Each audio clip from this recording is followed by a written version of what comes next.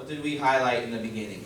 What axis lays on the independent variable? Let me see. Back at your highlight. And again, this is a good moment for you to look back on what you highlighted and circled, right? There you go. So I can put IV over here. IV. I can parentheses, circle it, whatever. But now we can answer that question. So what is on the x-axis? The months. The months. There you go. Months. Now the dependent variable, based on what you've highlighted, where does that lie? Go ahead. Yes, say with confidence. The Say with y-axis. confidence. The y-axis. So I can put in parentheses up here, dv.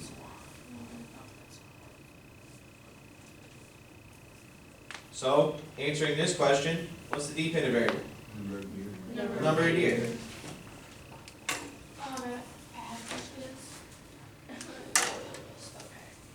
Okay. Again, what did we label as the appropriate title? Deer population. Deer population.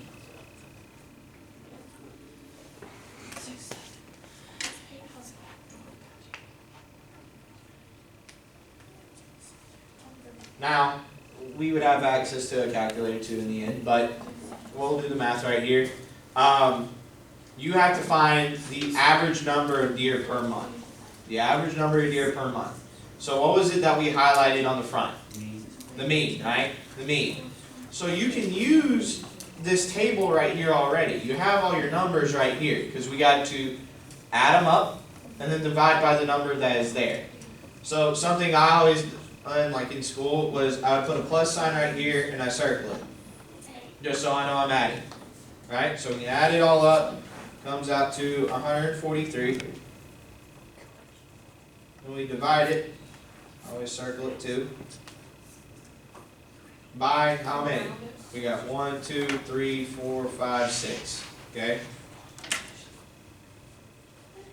Now in this case, we will round to the nearest 10. Okay? The nearest 10. And the average would be 24, 23.8. 24. Oh, we're rounding? Yeah. Oh, I rounded. Never mind. You round Yeah. to the whole number. That's. So I put 23.8, and I'm going to go ahead and put a label on it too. And I put average deer pop. Okay? And you can even do that here. You can put amount of deer.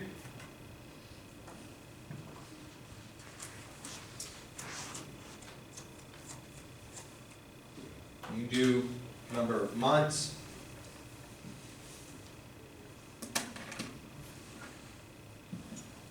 That way you're not just looking at numbers, right?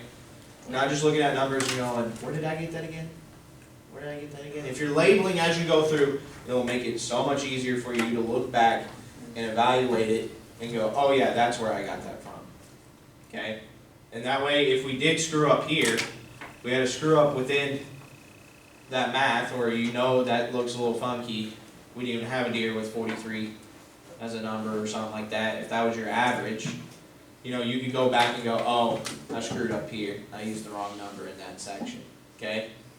So, we're going to go ahead and write it down here, 23.8. Good. So how do we feel so far?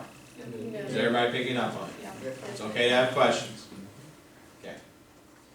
We're going to move on down to the next thing, right? So right off the bat, I'm going to put a Y, I'm going to put an X. Okay? Do IV, because we know that's the independent variable. Do a DV, because I know that's the dependent variable. Right? Let's go ahead and observe. Go ahead and observe. What does the table to the left say? Number of days and number of bacteria. And this is where we're about to get really into the investigation part, okay? Of looking at a graph, looking at the results, and figuring out what's going on, okay? So, we already labeled that. Let's go ahead and decide what goes where. So where are we going to put the number of days? Where would you put it? On the x-axis. right? So that would be your what variable? Independent variable. So go ahead and put the title down here. Let's do number of days. That's all we know. What are you gonna put on the y-axis? Number of bacteria. Number of bacteria, so I'm gonna turn my paper sideways.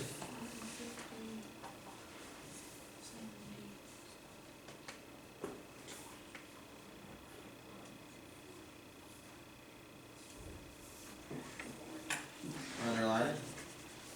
We can even look at the two titles that we just gave it on the x and y axis. What do you think this would be as a title? What do you think is an appropriate title based on what you've already seen so far? Amount of bacteria. Growth of bacteria. There you go. So bacteria growth. Something simple, right? Something simple.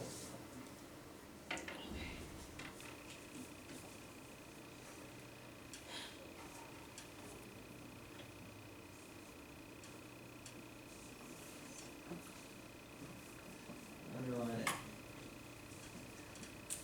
So,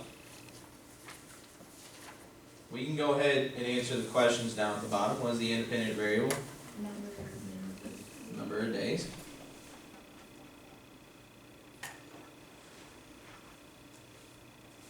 Dependent. Number of bacteria. Number of bacteria.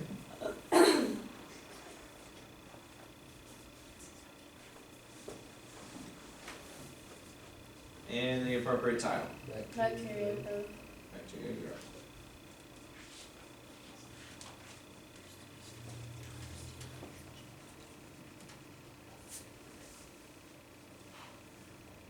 Okay. So looking at these numbers right here. We said we wanted to put the number of days on the bottom, but also when we look over here at the number of bacteria, the number gets kind of large. Does it not? It gets up to 200. So, with such a small number of days, 1 to 6, at the bottom I might want to space them out a little bit more. Okay? So we're going to see some drastic changes throughout the graph. So what I did is I went and put a 0 right here, and a 0 on the other side. Then I went 3 spaces over, 1, 2, 3. I put a 1, stay 1. I even did a little divider like that. And I did the same thing again, 1, 2, 3. Here's 2. And a little divider. Again, 1, 2, 3. 3. Divider. 4. Divider. 5.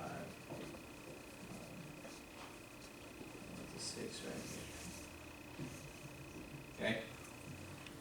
Now we know the number is going to be big on the y-axis, right? It's got to get up to 200 somehow. So the way I did it, what do you think? Actually, let me ask y'all, what do y'all think? My tens? That's what I did, my tens. So, this first line I did 10, 20, and then I worked all the way up to 200. Okay?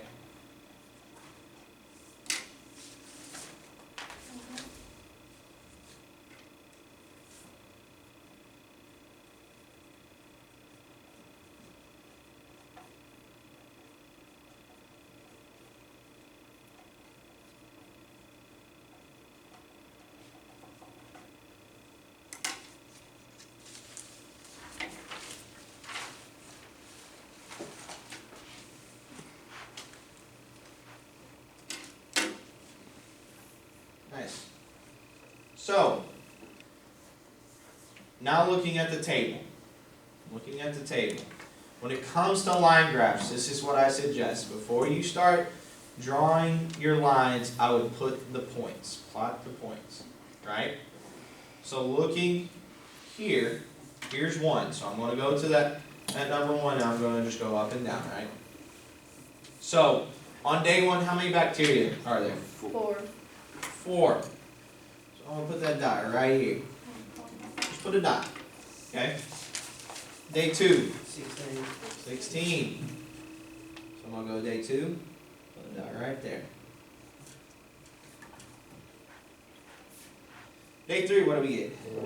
40. So day 3, slide up. There's 40. Day 4, 80. 80.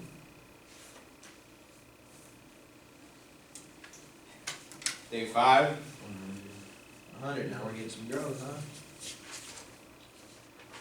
Day 5, there's 100. Between day 5 and day 6, 200. Goodness, what a growth. What a growth. So now I've made my little dots, right? I've made my plots. They're there, they are present. Now, I can start in this corner. It says 0, 0. Connect to the first dot. This dot goes to the next dot. Again, you're just playing connect the dots, right? Dot goes to this dot. Dot goes there. To there. To there. Alright? So, make these dots a little bit.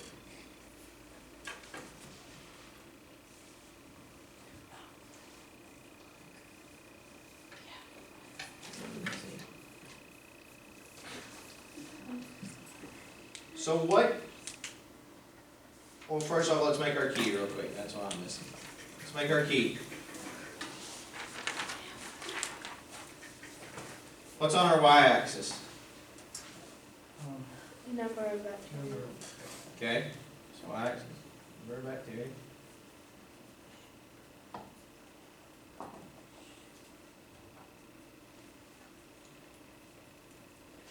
What's on our x-axis? Number of days. Number of days.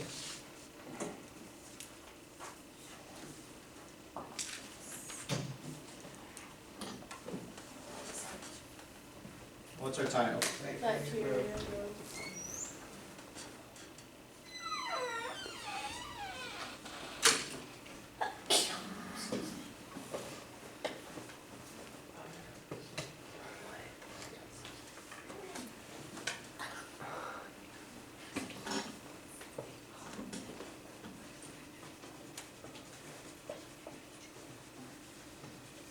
Now, based on the graph that we see right here, what is it something that we're picking up based on reading this graph?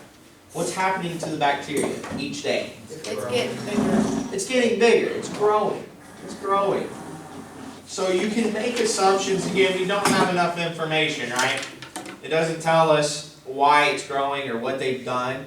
Again, that's when we can get into the scientific method of asking or obtaining information and going, oh, they're feeding bacteria this, so therefore over a certain amount of time, they're going to grow because of this, right? That's when we start asking questions. So based on this graph, you can actually develop questions. You're looking at it and you see, oh, there's an increase in growth, so they're obviously reproducing. What's causing that? Why are they growing? Why all of a sudden between day 5 and day 6 does it make 100,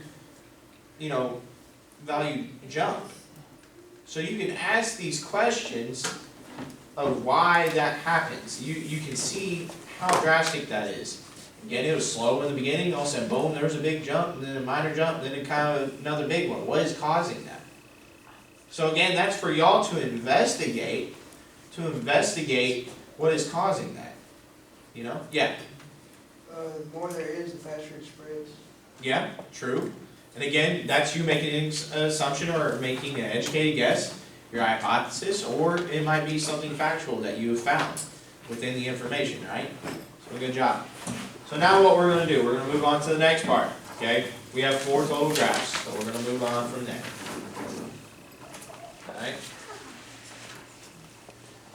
Again, we got about 10 minutes left, so we're going to try to get through this a little bit quicker, okay? So go ahead and hit the Y, the X. This is the IV, and DV.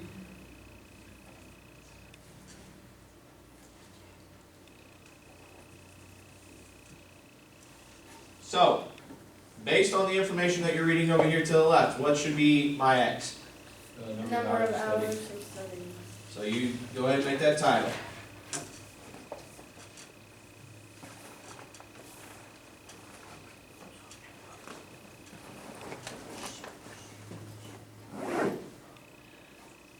gonna be on the Y? Grade percent. Grade percentage.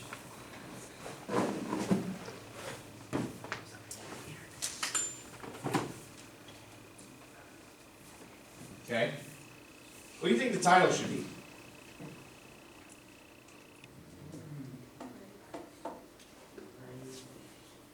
This one was hard. Grade increase, I don't know. This is what I put. This is what I put. I put grade equals hours studied. No, I put, study, no, How long she you put grades study for affects study. your grade. Split it off, you put grades for study. No, I didn't. I put, Study for studying affects your, how long you study affects your Okay, grade. that could be it. So do you want to do study affects grades? Studying affects grades. Okay, so let's do that. Studying affects grades. Grades and studying.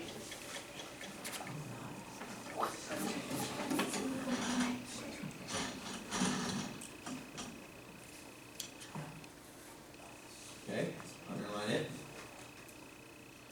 So based on the information we got, independent variable was Number of hours.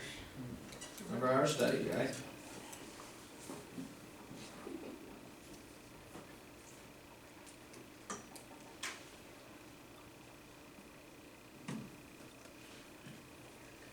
Dependent variable was Grade percentage.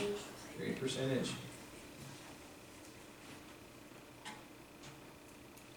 We went with the appropriate title of study affects grades.